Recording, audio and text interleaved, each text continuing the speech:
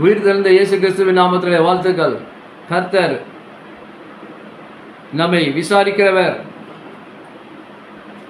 கர்த்தர் நம்மை காக்கிற தேவன். அவருடைய கற்பனைகள் வழி நடக்கிற நமக்கு இயேசப்பாவை நாம் தெய்வமாக கொண்டு நாம் நம்பிக்கை கொண்டு விசுவாசித்து அவரை நாம் தெய்வமாக ஏற்றுக்கொண்டு நாம் முழு இருதயத்தோடு, முழு ஆத்மாவோடு, முழு பலத்தோடு, முழு சிந்தையோடு சோத்திருக்கிறோம் அல்லவா, துதிக்கிறோம் அல்லவா, அவருக்கு நாம்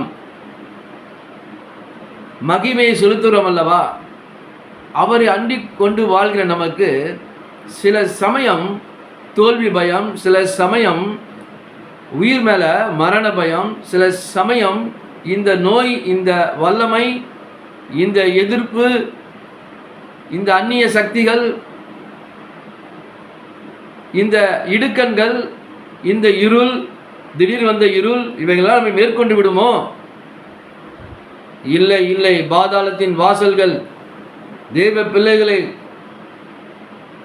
ஞானஸ்தானம் எடுத்து கர்த்தர் சித்தம்படி, கர்த்தருக்கு ஏற்றபடி, கர்த்தருக்கு பயந்து வாழ்கிற பிள்ளைகளுக்கு ஒன்றும் சேதம் அடையாது. பாதாளத்தின் வாசல்கள் மேற்கொள்வதில்லை இயேசு கிறிஸ்துவின் நாமத்தில். ஹல்லேலூயா. நீங்க பயப்படுற காரியம் நடக்காது. நீங்க தைரியமா தினம் கொள்ளுங்கள். கர்த்தர் எல்லாவற்றையும் மாற்றி அமைக்க வல்லவராக இருக்கார். காரியம் மாறுதலாக முடியும். உங்க நோய், உங்க பலவீனம், உங்க சுகவீனம் மாறும். உங்க கடன் பிரச்சனை மாறும். உங்கள் புண்கள் எல்லாம் சுகமாகும். உங்கள் வலிகள் சுகமாகும். கர்த்தர் உங்களை வாழ வைப்பார். ஹல்லேலூயா. இயேசு கிறிஸ்துவின் நாமத்தால். ஓ ஸ்தோத்திரம் ஆண்டவரே, ஸ்தோத்திரம் ஸ்தோத்திரம். ஹல்லேலூயா. இப்போது ஆண்டவர் நமக்கு கொடுத்திருக்கிற வேதாமத்திலிருந்து கொடுத்திருக்க நாம் தியானிக்க இருக்கிற வசனம் என்னவென்றால், எசேக்கியேல் 28 அதிகாரம் 24 வசனத்தை நாம் படிப்போம். ஹல்லேலூயா. And there shall be no more a pricking briar unto the house of Israel, nor any grieving thorn of all that are round about them that despised them, and they shall know that I am the Lord God. Hallelujah. To know them, I am the God அப்படின்னு சொல்றாரு. இயேசுவே கர்த்தர், அந்த வல்லமையுள்ள தேவன் நம்மை முற்றிலும் ரட்சிக்க, காப்பாற்ற, வழிநடத்த, வாழ வைக்க முடியும். எதை குறித்தும் பயப்பட வேண்டாம். அவரை பிடித்துக் கொள்ளுங்கள், ஜெபியுங்கள், துதியுங்கள். பராக்கிரம் தேவன் உங்களை வாழ வைப்பார். ஆமேன். கண்களை மூலம் ஜெபம் செய்யும். ஆண்டவரே, இந்த வசனத்தை சொன்னபடி எங்களை காத்துக்கொள்ளுங்க, வழிநடத்துங்க, சுகம் பலன் ஆரோக்கியத்தை கொடுங்க. இயேசு கிறிஸ்துவின் நாமத்தில் நல்ல பிதாவே, ஆமேன். கர்த்தர் நம்மை எல்லாவித காரியங்களும் இருந்து நமக்கு சொல்லிக் கொடுத்து நம்மை வழிநடத்த அவர் வல்லமையுள்ள தேவனாக இருக்கிறபடியாலே அவரை சோத்திருக்கிறோம், நன்றி செலுத்துகிறோம். அல்லேலூயா. சில பேர் அவங்க வாழ்க்கையில் கடனில் மூழ்கி நான் இருக்கிறேன், என்னுடைய மகனோட பிரச்சனை பெருசாக இருக்குது அப்படின்னு அவங்க மிகவும் வேதனை இருக்காங்க. ஆனால் அவர்கள் ரட்சிக்கப்படாமல் தேவனை அறியாமல் இருக்கிறாங்க. ஆனால் இயேசுவை பற்றி, இயேசு ஆண்டவரை அவங்க தெரிந்திருக்கிறாங்க. அவங்களும் ஜெபிக்கிறேன்னு சொல்கிறாங்க.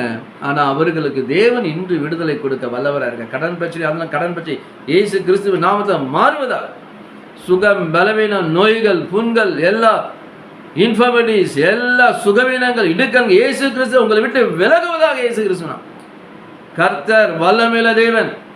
அவர் நம்ம ரட்சிக்கவே வந்தார், நம்மை அழிக்க அல்ல,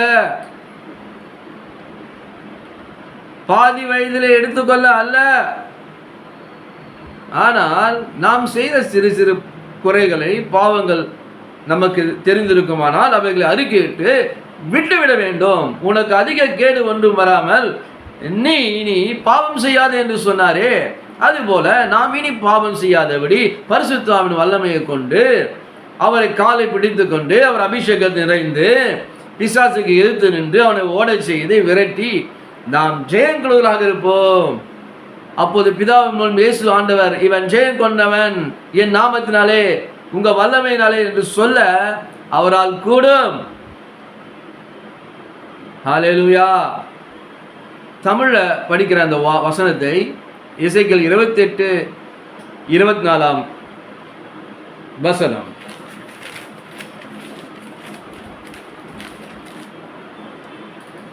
இஸ்ரவேல் வம்சத்தாரை இகழ்ந்த அவருடைய சுற்றுப்புறத்தாராகிய அனைவரிலும் இனி தைக்கிற முள்ளும் நோவு உண்டாக்குகிற நெரிஞ்சலும் அவர்களுக்கு இராது. அப்பொழுது நான் கர்த்தராகிய ஆண்டவர் என்று அறிந்து கொள்வார்கள். அல்லேலூயா. நோய் உண்டாக்குகிற நெரிஞ்சல்கள், நோயை உண்டாக்கிற, உங்களை கஷ்டப்படுத்துகிற, உங்களை அவமானப்படுத்த நினைக்கிற, உங்கள் வாய்ஸினாலே குறைத்து எடுத்துக்கொள்ளும் நினைக்கிற எல்லா வல்லமைகளையும் இயேசு கிறிஸ்துவின் நாமத்தால் தேவன் சிலுவையிலே எல்லாத்தையும் முறிச்சு ஜெயம் கொண்டவராக இருக்கிறபடியால, மரணமே உன் கூரை எங்கே, பாதாளமே உன் ஜெயம் எங்கே? கர்த்தர் நம்மை வாழ வைப்பார், கர்த்தர் நம்மை காத்துக்கொள்வார், கர்த்தர் நம்மை விடுவிப்பார், இக்கட்டிலிருந்து விடுவிப்பார். இருள் நம்மை சூழ்ந்ததால் அந்த இருள் அவர் வெளிச்சமாயிருந்து நம் தீபம் அணையாதபடி காத்துக்கொள்வார், வாழ வைப்பார். யோபை போல பிள்ளைகளை கண்டு முதிர் வயதிலே, விருத்தாய்ப்பான வயதிலே நம்மை அவர் பரலோகத்துக்கு எடுத்துக்கொள்வார். நிச்சயமாக விசுவாசிக்கிறீங்களா?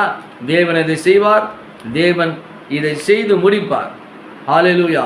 எல்லாம் கண்களை விடுவோம், ஜெபம் செய்வோம். அன்பின் பரலோக பிதாவே, இதை கேட்டுக்கொண்டிருக்க ஒவ்வொருத்தரும் நீங்கள் ஆசீர்வதிங்க. அவங்க வாழ்க்கையில் என்ன பிரச்சனை ஏசப்பா நீங்க அதை தீர்த்து வைக்க முடியாது, தீர்த்து வைங்க. தீர்த்து வச்சுட்டீங்க, சீவில் முடிச்சுட்டீங்க. அந்த ஆசீர்வாதத்தை பெற்றுக்கொள்ளும், நன்மையை பெற்றுக்கொள்ளும்.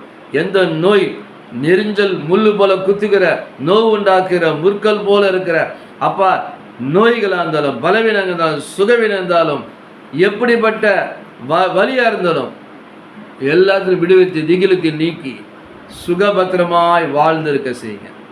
இயேசு கிறிஸ்துவின் நாமத்தில் ஜெயம் கேள் நல்ல பிதாவே. ஆமேன், ஆமேன். Praise the Lord. God bless you, God be with you. எல்லா உங்களோட நோயிலிருந்தும் கடன் பிரச்சனையிலிருந்தும் எல்லா இக்கிலிருந்து கர்த்தர் இன்று விடுதலை கொடுத்துட்டார்.